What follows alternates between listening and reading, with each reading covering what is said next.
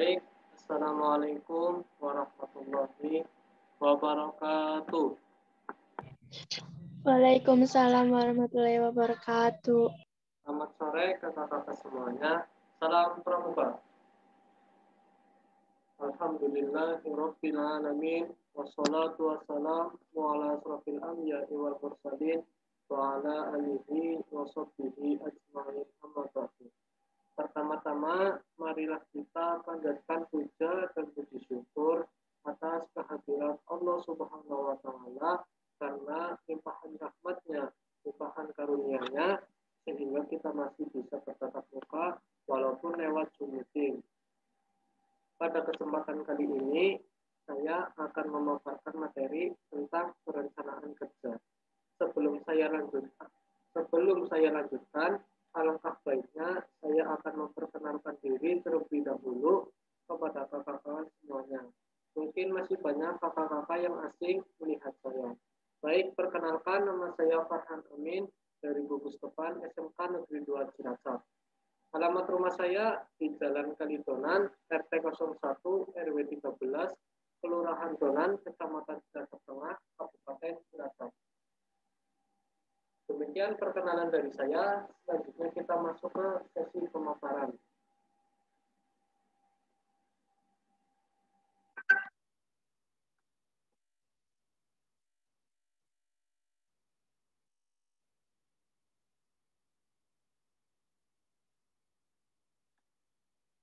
Baik, pada kesempatan kali ini materi yang saya bawakan yaitu tentang perencanaan kerja.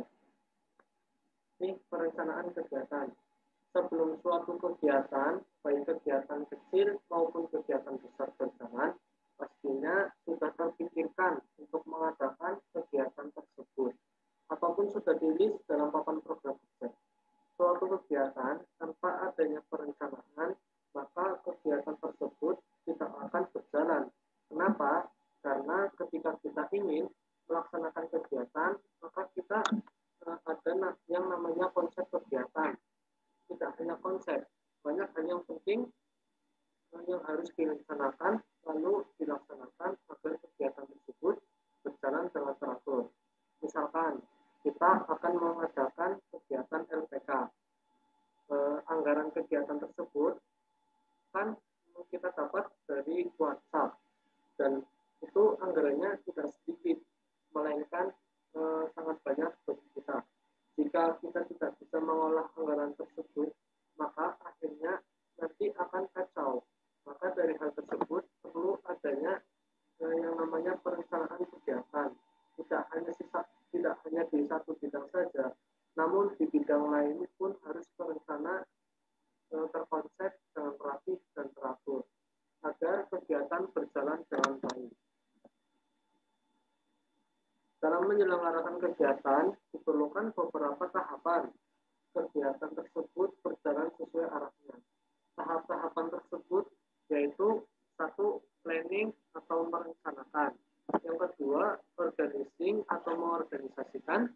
Yang ketiga, actuating atau melaksanakan. Yang keempat, controlling, mengendalikan atau pengawasan. Yang terakhir, evaluasi. Tahapan yang pertama yaitu ada planning atau merencanakan. Seperti yang tadi saya katakan, bahwasanya suatu kegiatan tidak akan berjalan tanpa adanya rencana dan konsep. Misalkan kita sedang jalan, tiba-tiba terbesit di pikiran kita untuk mengadakan kegiatan kerja bakti. Tentunya dalam kegiatan kerja bakti itu ada rencana yang terpikirkan di pikiran kita, seperti kapan mau dimulainya kerja bakti tersebut, pada pukul berapa kegiatan dimulai, dan diikuti oleh beberapa orang. Tanpa adanya hal tersebut, nantinya ide tersebut hanya menjadi sebuah angan-angan saja. Tahap-tahap pada planning yaitu pertama ada rencana giat. Mau membuat kegiatan seperti apa, apakah mau giat prestasi ataupun giat yang lain. Selanjutnya yaitu ada tim pokja. Setelah kita sudah selesai dan sudah ada ide untuk kegiatan apa yang kita laksanakan dan agar kegiatan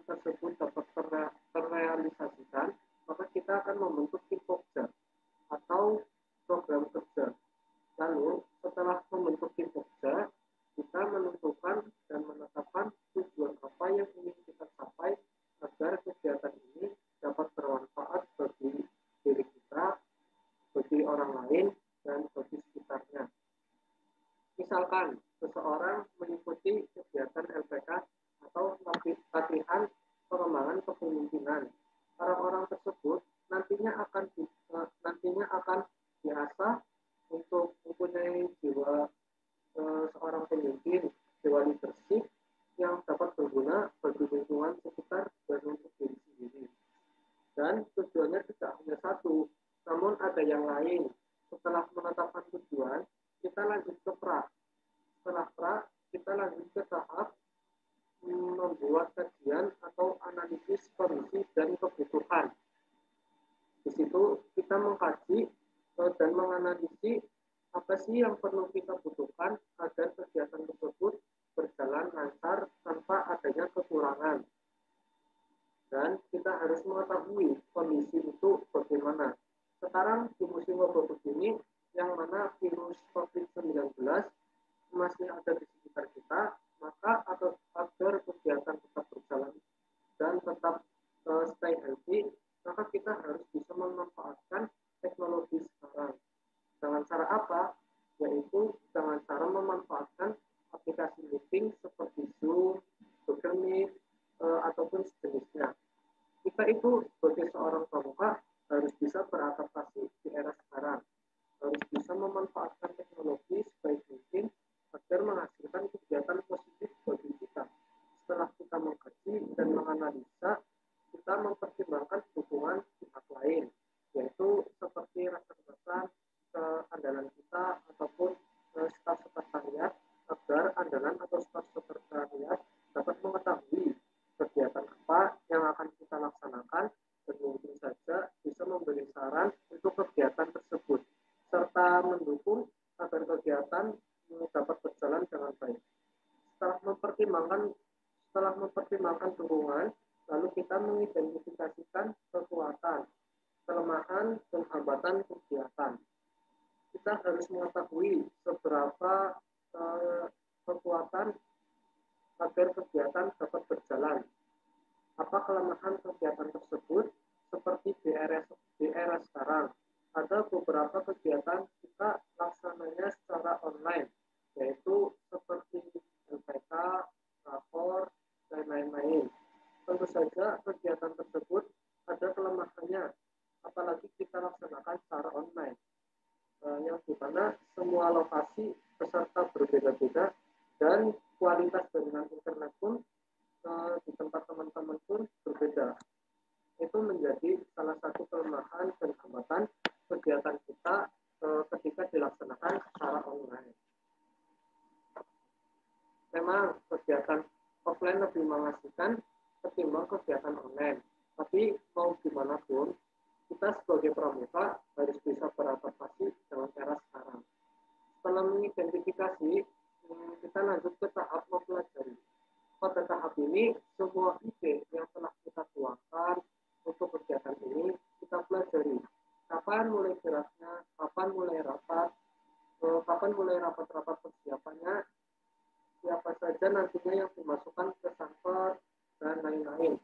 Setelah dipelajari, lalu menggambarkan rencana atau serangkaian kegiatan muncul alternatif kegiatan untuk mencapai tujuan. Jadi di tahap ini kita sudah mengembangkan kegiatan agar kegiatan ini fix terlaksana pada lain hari.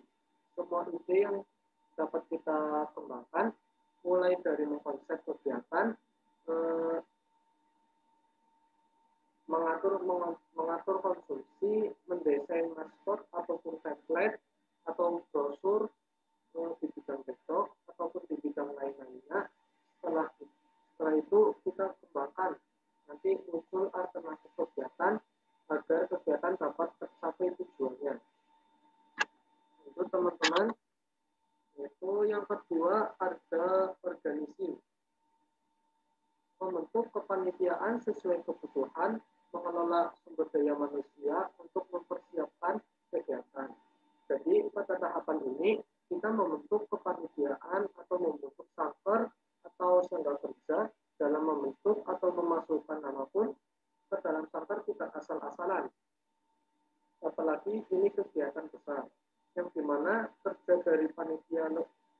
dari panitia lebih besar pula. Jadi kita harus memilah dan setiap anak yang berpotensi pada bidang tersebut kita masukkan namanya. Misalkan pada suatu kegiatan besar saya ditunjuk sebagai bidang background dan saya belum ada keahlian baik memotret dengan kamera ataupun mengoperasikan software editing pada PC. Kan repot nantinya. Saya bingung mau ngapain di bidang ini. Kalau ada pembagian tugas dalam bidang pun, misalnya pembagian di pemotretan, itu yang paling mudah. Semua fotonya buram atau blur, kan susah nantinya. Maka dari itu kita perlu mengelola sumber daya manusia yang tersedia untuk mempersiapkan kegiatan agar dapat berjalan dengan baik. Lanjut, yang ketiga ada actuating, yaitu melaksanakan detail kegiatan sesuai dengan konsep yang direncanakan. Nah, pada saat inilah hari H kegiatan tiba. Semua ide-ide, semua konsep kegiatan yang telah dirancang dengan sedemikian rupa dan sudah disepakati, sudah ada di depan mata kita. Kita tinggal nentuin kegiatan ini endingnya menyenangkan atau disebut kegiatan yang sukses atau endingnya yang menyedihkan atau kegiatan berjalan namun tidak sesuai rencana. Faktor-faktor yang membuat hal tersebut terjadi yaitu ada dalam diri kita, yaitu niat. Pastinya kalau kita sudah mempunyai niat untuk menjalankan kegiatan tersebut, yang niat bukan hanya satu anak saja, namun semua dari unsur kepanitiaan, maka kegiatan tersebut dapat berjalan sesuai rencana. Dan kalau dari unsur kepanitiaan saja tidak niat mengadakan kegiatan itu, maka lebih baik kita tidak usah mengadakan kegiatan tersebut daripada kita yang tidak niat tapi tetap memaksakan kegiatan berjalan, yang ada nanti akan dibilang sama teman-teman peserta. Nantinya nama baik instansi yang kita ikuti jadi tercoreng. Itu faktor dalam diri kita sendiri. Itu kan kegiatan besar yang dimana anggaran kegiatan tersebut berasal dari keluarga. Oleh karena itu kita gunakan sebaik-baik mungkin. Jangan kita kecewakan yang telah memberi kita anggaran. Mau anggaran kecil ataupun besar itu sama saja. Yang perlu yaitu satu tadi, niat, teman-teman. Itu yang perlu dicatat ya. Lanjut, yang keempat yaitu ada controlling. Mengontrol jalannya kegiatan supaya kegiatan terlaksana sesuai dengan rencana. Nah, pada tahap inilah penanggung jawab kegiatan berkoordinir dengan kepala bidangnya. Misalkan konsep dari bidang giat pada pukul sekian mulai pematerian tentang bla bla bla bla. Dari bidang giat menyiapkan yang dibutuhkan untuk pematerian tersebut. Itu merupakan tugas bidang sarpras. Jadi bidang giat berkoordinasi dengan bidang sarpras untuk men-setting tempat dan menyiapkan yang dibutuhkan untuk pematerian tersebut. Seperti menyiapkan sound system, mikrofon, dan lain sebagainya. Tidak hanya dua bidang itu saja, tapi dari bidang-bidang yang lain pun perlu yang ada namanya koordinasi. Oh ya teman-teman, tadi selain niat, terjalinnya komunikasi juga sangat diperlukan dalam menjalankan suatu kegiatan. Apalagi di tahap kontrol ini, komunikasi sangat dibutuhkan juga teman-teman. Lanjut, yang terakhir yaitu ada evaluating, yaitu mengumpulkan dan mengarsipkan setiap permasalahan atau kekurangan yang terjadi. Nah, pada tahapan ini, tadi teman-teman yang sudah mengontrol ataupun teman-teman panitia kan tahu apa kekurangannya, apa permasalahannya. Nah, itu semuanya dikumpulkan. Kita berspeak up, kita berbicara tentang kekurangan apa yang terjadi. Misalkan kegiatan dimulai pada pukul 7 pagi. Diawali dengan upacara pembukaan. Tamu undangan semuanya sudah datang. Yang namanya upacara kan pasti ada petugasnya. pada saat itu ada beberapa petugas yang telat. Jadi mau tidak mau upacara jadi terlambat. Dan itu juga mempengaruhi giat-giat setelah upacara. Misalkan setelah upacara pada pukul sekian, giat ini dimulai sampai jam sekian. Kan waktunya jadi terpotong. Nah, oleh karena itu, hal tersebut perlu dievaluasi.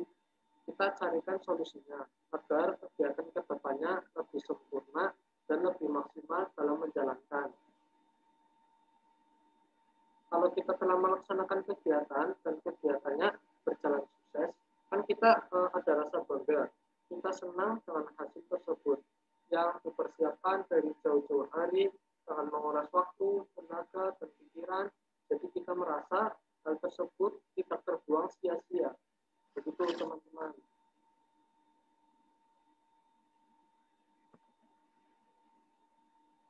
Coba kita terapkan di kegiatan, misalnya perkemahan Wirakarya. Ini misalnya ya teman-teman. Jadi seperti tadi yang pertama, yaitu ada planning. Pada saat merencanakan, ada tahap-tahapannya seperti tadi. Jadi semua ide yang kita punya, kita tuangkan pada lembaran kertas agar lebih mudah dalam mengkonsep. Baik teman-teman, pada tahapan planning ini, yang pertama ada menentukan tujuannya.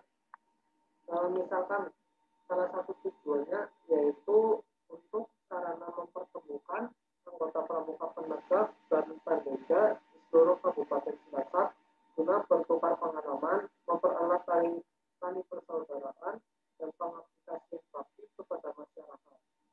Itu salah satu contohnya ya teman-teman. Jadi kalau kita ingin mengadakan suatu kegiatan, maka harus jelas apa tujuan kegiatan tersebut, agar nantinya pada saat kita soal ke ketua keluarga, proposal kita di ACC.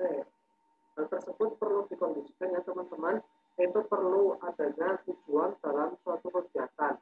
Suatu kegiatan berjalan tanpa adanya tujuan itu seperti benda yang mengapung di lautan lepas. Kita tahu arahnya kemana, dan kalau kita mengadakan kegiatan tanpa ada arahnya yang jelas itu eman-eman anggarannya. Jadi terbuang sia-sia karena tidak ada tujuan yang jelas. Rasanya seperti mubazir. Yang kedua yaitu ada analisa kondisi atau kebutuhan. Pada tahapan ini, Pokja melakukan pra. Pada tahapan ini dilakukan di beberapa desa atau kelurahan yang akan menjadi lokasi atau tempat kegiatan dengan melibatkan kepala desa atau lurah atau perangkat desa.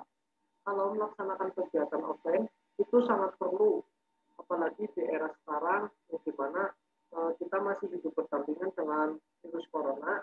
Agar tetap stay healthy, jadi kita perlu mengetahui informasi tentang wilayah tersebut. Apakah wilayah tersebut termasuk zona hijau atau aman, dan kalau wilayahnya tersebut aman, kita bisa menjalankan kegiatan secara offline, namun tetap dengan offline terbatas dan mematuhi protokol kesehatan.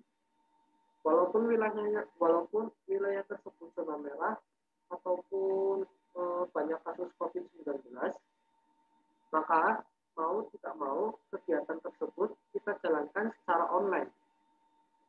Oleh karena itu, agar kegiatan tetap berjalan sesuai rencana, kita harus mempersiapkan plan 1, plan 2 pada saat mengkonsep. Jadi, jika plan 1 tidak diperbolehkan, kita bisa menggunakan plan yang kedua atau konsep yang kedua. Lanjut, ini slide sebelumnya ya teman-teman, lanjutannya. Yang ketiga yaitu ada analisa kemudahan dan hambatan. Hasil kajian di atas dianalisa oleh tim Pokja bersama dengan pendamping kegiatan, andalan atau unsur pimpinan kuartir berdasarkan kelebihan dan kekurangan dari lokasi. Kemudian tim Pokja juga mengidentifikasi segala kemudahan maupun hambatan yang mungkin terjadi pada saat kegiatan tersebut. Jadi hasil kajian konsep sebelumnya dianalisa oleh tim Pokja untuk menganalisanya itu tidak sendirian, yaitu bersama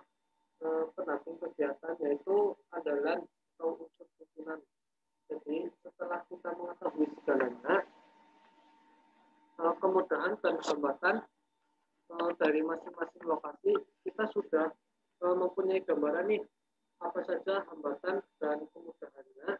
Kita sudah memprepare apa yang dibutuhkan agar lebih siap dalam menjalankan kegiatan tersebut. Jadi kesiapan itu salah satu hal penting juga dalam mempersiapkan kegiatan.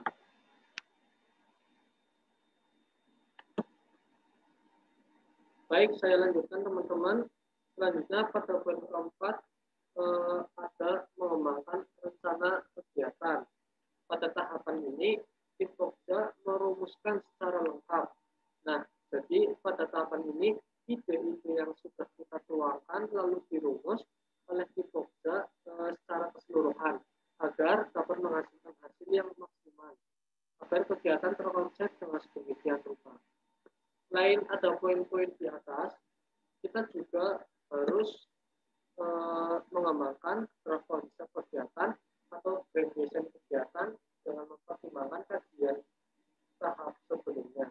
Di antaranya menentukan konsep perkemahan, menentukan kegiatan praktik fisik maupun praktik non fisik yang dapat dilaksanakan di lokasi. Jadi di situ kita mengkonsep perkemahannya. Mau seperti apa sistem perkemahannya, mau berapa hari pelaksanaannya, menentukan kegiatan yang bisa dilaksanakan di lokasi tersebut, dan mempertimbangkan kegiatannya agar tidak terlalu menyusahkan teman-teman peserta dan lain-lain. Selanjutnya yaitu ada draft konsep kegiatan atau grade design atau pokok penyelenggara kegiatan. Sekurang-kurangnya meliputi satu latar belakang. Ini biasanya ada di dalam proposal ya. Jadi kita tentukan apa sih latar belakang kegiatan ini. Yang kedua yaitu ada dasar penyelenggara.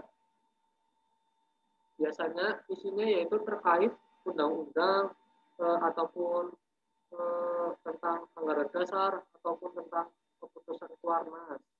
Dan masih ada lagi. Yang ketiga yaitu ada maksud dan tujuan. Seperti yang tadi saya katakan kepada teman-teman bahwasanya suatu kegiatan tanpa adanya tujuan maka seperti benda yang mengapung di lautan lepas, tidak memiliki arah yang jelas, hanya membuang-buang waktu saja. Oleh karena itu, ketika diadakannya suatu kegiatan pastinya memiliki maksud dan tujuan yang jelas teman-teman. Lanjut yang keempat yaitu waktu. Waktu yaitu berisi tentang hari, tanggal pelaksanaan, dan tempat kegiatan. Jadi di situ kita mencantumkan tanggal berapa kita akan melaksanakan kegiatan, hari apa pada saat hari apa pada saat tanggal tersebut, dan di mana kita melaksanakan kegiatan tersebut. Lanjut yang kelima ada tema kegiatan. Tema ini juga tidak kalah penting dalam suatu kegiatan. Karena isi dari dalam tema merupakan salah satu tujuan kegiatan tersebut yang dibuat secara garis besar. Lanjut yang keenam ada kegiatan. Berisi bentuk kegiatan dan jenis kegiatan. Di dalam kegiatan pastinya ada kegiatan lagi. Misalkan seperti kegiatan perkemahan Wirakarya. Nah, dalam kegiatan perkemahan Wirakarya terdapat beberapa giat di dalamnya, baik giat prestasi, giat fisik, giat non-fisik, dan sebagainya. Lanjut yang ketujuh ada sasaran peserta yang berisi persyaratan peserta dan komposisi peserta. Misalkan kegiatan perkemahan Wirakarya. Tentunya peserta berasal dari pramuka penegak dan pramuka pendega kuartir cabang daerah tersebut. Lanjut yang ke-8 ada personil yang dibutuhkan. Nah, disinilah semua nama-nama unsur panitia atau sanggar kita masukkan ke dalam lembar kertas sebagai laporan. Dan dalam memasukkan namanya itu tidak sembarangan. Sudah melalui tahap rapat-rapat. Lanjut yang ke-9 yaitu tim schedule atau tata kelola kegiatan. Ini berisikan jadwal-jadwal agenda pada saat kegiatan tersebut.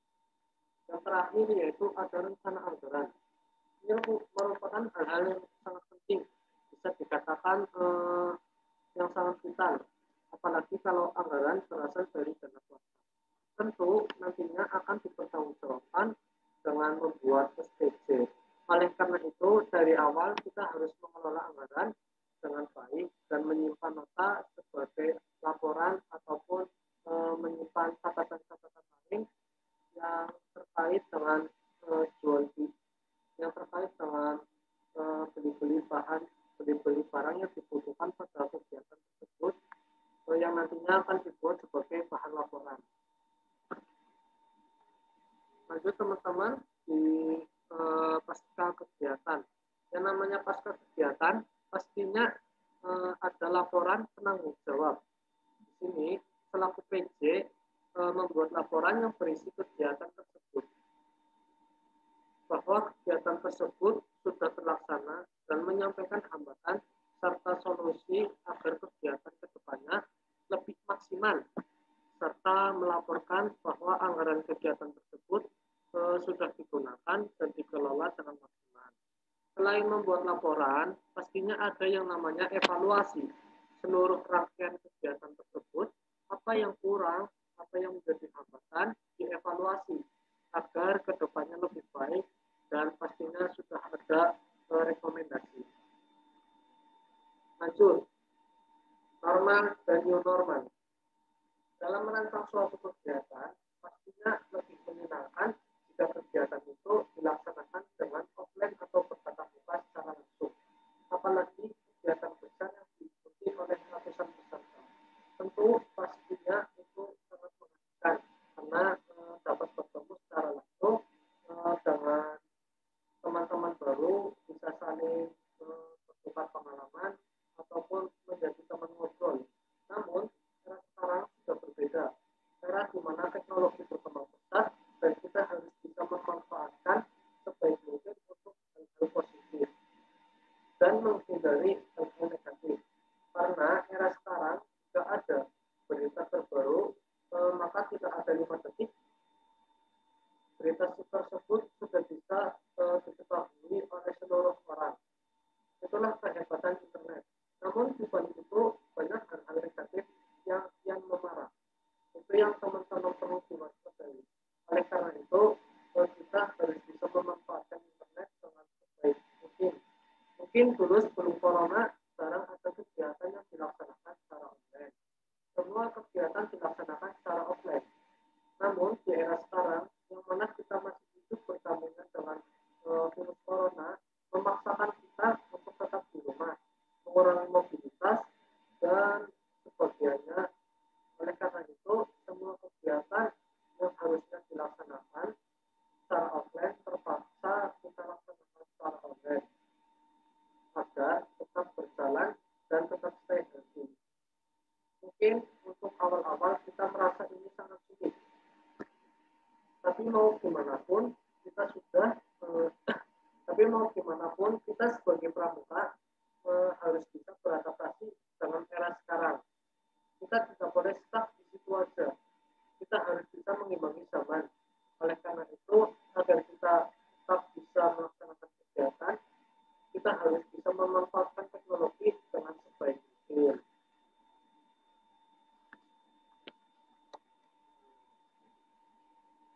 Lanjut, di era sekarang, yang mana sekarang itu era new normal, kita harus bisa adaptif, kreatif, dan inovatif. Yang tadinya kegiatan pelatihan yang dilaksanakan secara offline, kita bisa laksanakan secara online atau virtual dengan learning atau menggunakan media video conference. Learning dibagi menjadi 2. Yang pertama yaitu ada synchronous learning atau yang berarti terikat waktu atau real time. Yaitu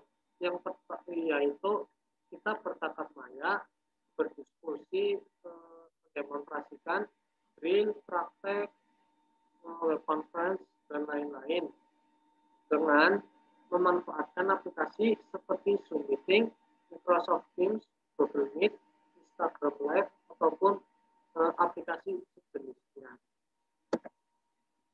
Yang kedua yaitu ada asynchronous learning atau tidak terikat waktu.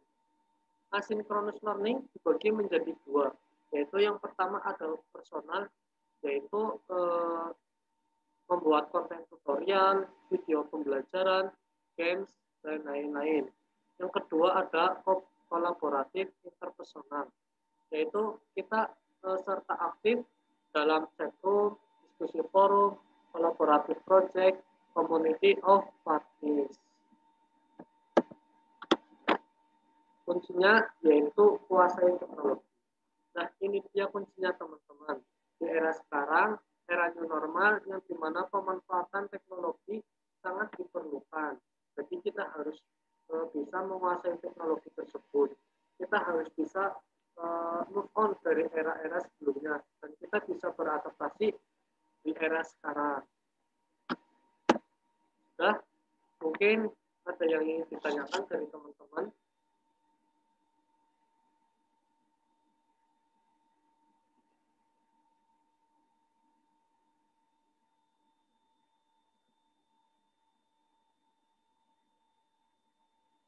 Kalau ada yang ingin ditanyakan, insya Allah kalau bisa menjawab.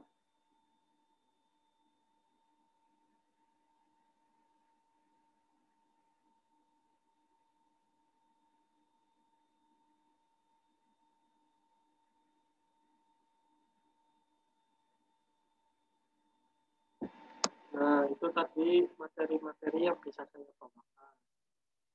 Benar sih, memang kita sebagai seorang pramuka harus bisa beradaptasi di era sekarang. Yang mana era sekarang itu teknologi berkembang pesat dan dapat dimanfaatkan dengan sebaik mungkin untuk menghasilkan hal-hal yang positif. Di luar sana banyak yang mempersalahgunakan internet untuk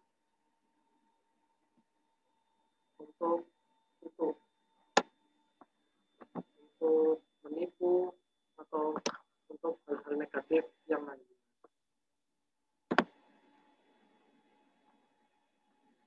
Bahwa teman-teman mungkin ada yang ingin ditanyakan.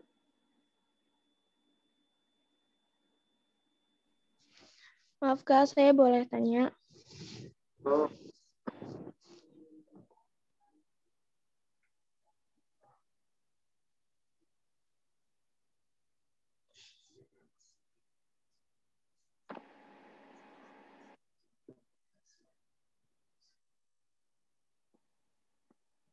Siapa tadi yang mau bertanya? Saya Kak. Silakan memperkenalkan diri dulu. Saya perkenalkan, nama saya Naila Tikapsari dari Gugus Depan SMA Negeri 1 Cilacap. Di sini saya akan bertanya tentang mengenai yang Kakak sampaikan barusan tadi materinya. Jika suatu kegiatan sudah direncanakan dengan baik dan sudah mendekati hari H, tetapi anggarannya itu belum turun, gimana tuh Kak? Terima kasih. Baik, terima kasih pertanyaan Naila. Izin menjawab ya. Jika kita sudah merencanakan suatu kegiatan, baik administrasinya sudah selesai dan kita tinggal menunggu anggaran, namun anggarannya tidak turun-turun, ya mau gimana, anggaran itu adalah hal yang vital dalam kegiatan. Jadi mau tidak mau kita harus menunggu anggarannya itu turun. Dan sambil menunggu anggarannya itu turun, kita bisa mempersiapkan kegiatan agar berjalan dengan baik dan berjalan dengan maksimal. Mungkin begitu Kak Naila. Baik, apakah ada yang ingin ditanyakan? Maaf Kak, izin perkenalkan, nama saya Dinda Rindu Prasetya dari Gugus Depan SMA Negeri 1 Cilacap. Izin bertanya Kak, apakah rencana kerja yang sudah Kakak buat akan sukses ke depannya? Siap, terima kasih Kak Rindu atas pertanyaannya. Saya jawab nih, jawabannya ada dua, yaitu bisa dan tidak bisa. Melainkan tidak sukses atau tidak semulus yang direncanakan.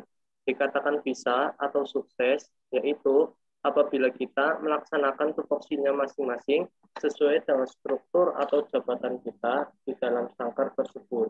Namun, bila mana dalam melaksanakan tupoksi yang gerak itu hanya satu orang saja dari sepersekian jumlah anggota di bidang itu, maka dalam melaksanakan tugasnya pasti tidak maksimal, karena pastinya masing-masing bidang mempunyai tugas berat tersendiri. Oleh karena itu, tes akan sukses atau lancar, yaitu dengan adanya teamwork atau kerjasama. Lanjut, dikatakan gagal atau tidak semulus rencana, yaitu dalam berkegiatan semuanya amburadul atau berantakan, atau tidak semulus yang telah direncanakan. Misalnya dimulai dari hal kecil saja, namun pengaruhnya sangat besar. Contoh, kita sebagai petugas upacara, namun pada saat hari H pelaksanaan, kita terlambat 1 jam, maka itu akan mengubah semua rencana atau plan yang telah disiapkan dengan matang. Dan perlu mengatur ulang lagi. Bukan hanya itu saja, apalagi kalau itu kegiatannya online dan dalam kegiatan terdapat sesi pematerian. Di sesi pemateriannya diisi oleh pematerian dari organisasi. Kan jadinya harus menginfokan terlebih dahulu. Kalau waktu si pemateri itu bisa lah untuk diatur ulang. Namun apabila waktu si pemateri sangat sibuk, ya udah pasti jadi jam kosong atau kita cari pengganti pemateri orang yang terdekat. Contohnya dari anggota organisasi itu sendiri atau dari staf andalan. Terus ada lagi contoh nih, misalkan masuk ke agenda pematerian. Kalau kegiatannya online, kan sudah pasti menyediakan waktu untuk bersiap-siap, seperti menyiapkan medianya dan menghubungi pematerinya. Namun pada saat sudah mau dimulai, tiba-tiba jaringan di gawai itu hilang dan tidak bisa menghubungkan ke Zoom. Pastinya itu akan sangat mengganggu. Pastinya itu akan sangat mengganggu jalannya kegiatan. Oleh karena itu, kalian pastikan dulu jaringan internetnya lancar. Pastinya jika kegiatan dilaksanakan secara online, yang namanya kendala jaringan itu ada. Jadi selain harus mempersiapkan jaringan yang baik, kita harus menyiapkan plan cadangan seperti menyediakan gawai cadangan atau menggunakan kuota sendiri. Itu hal-hal kecil yang dapat mempengaruhi jalannya kegiatan. Begitu Kak Rindu. Maaf Kak, izin bertanya lagi. Kalau tujuan dari rencana kerja yang telah Kakak buat apa ya Kak? Baik, izin menjawab Pak Rindu. Tujuan membuat rencana kerja itu adalah membantu kita atau tim untuk mencapai suatu tujuan dengan meminimalisir resiko dan mengantisipasi ketidakpastian yang akan terjadi pada pencapaian target. Sedangkan manfaat dari rencana kerja adalah memberikan pedoman yang sistematik yang membantu Anda dan tim Anda untuk fokus dan konsisten menjalankan proses atau aktivitas yang mendukung pencapaian kerja target. Perencanaan yang baik akan menaikkan keberhasilan pencapaian target Anda dan tim. Itu Kak Rindu, gimana? Oh iya Kak, terima kasih atas penjelasannya. Oke, sami-sami. Baik, apakah ada yang ingin ditanyakan kembali?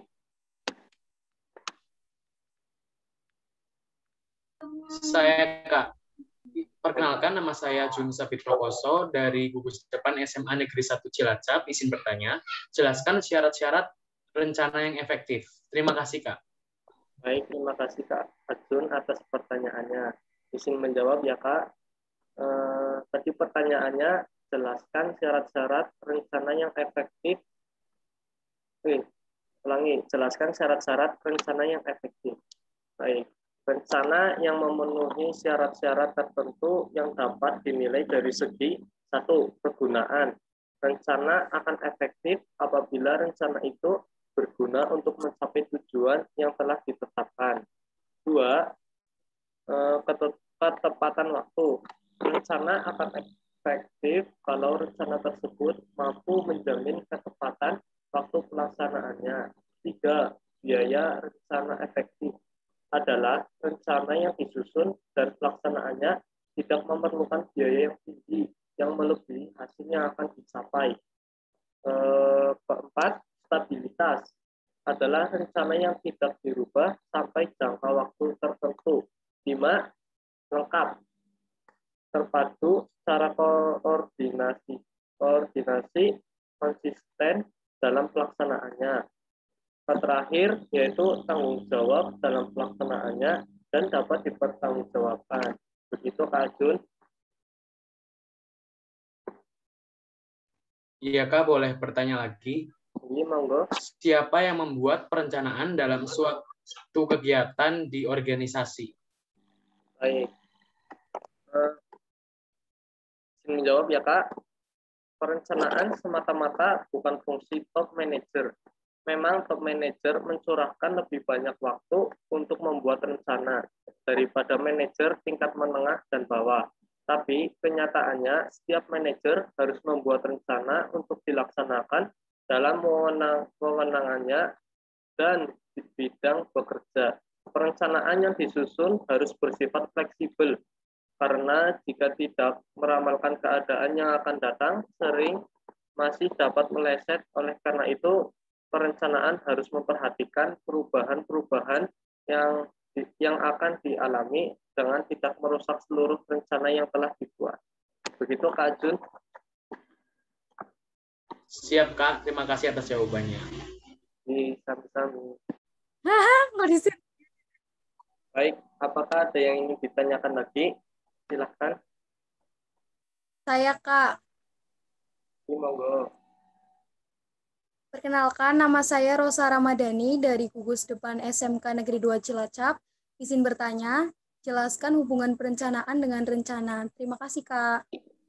Terima kasih Kak Rosa atas pertanyaannya. Izin menjawab ya. Hubungan perencanaan dengan rencana adalah perencanaan diproses oleh perencana dan hasil menjadi rencana jadi perencanaan diproses untuk menentukan rencana, di mana di dalam rencana dibuat atau ditetapkan tujuan yang ingin dicapai dengan pedoman pelaksanaan untuk mencapai tujuan itu. Nah, suatu rencana perlu disusun karena untuk menghadapi masa depan yang penuh dengan ketidakpastian, maka diperlukan suatu pedoman untuk mengambil tindakan agar tujuan dapat tercapai. Pedoman bertindak untuk menghadapi ketidakpastian ini yang disebut dengan rencana. Begitu Kak Rosa. Baik, terima kasih penjelasannya, Kak. Sami-sami. Baik, apakah ada yang ingin ditanyakan kembali?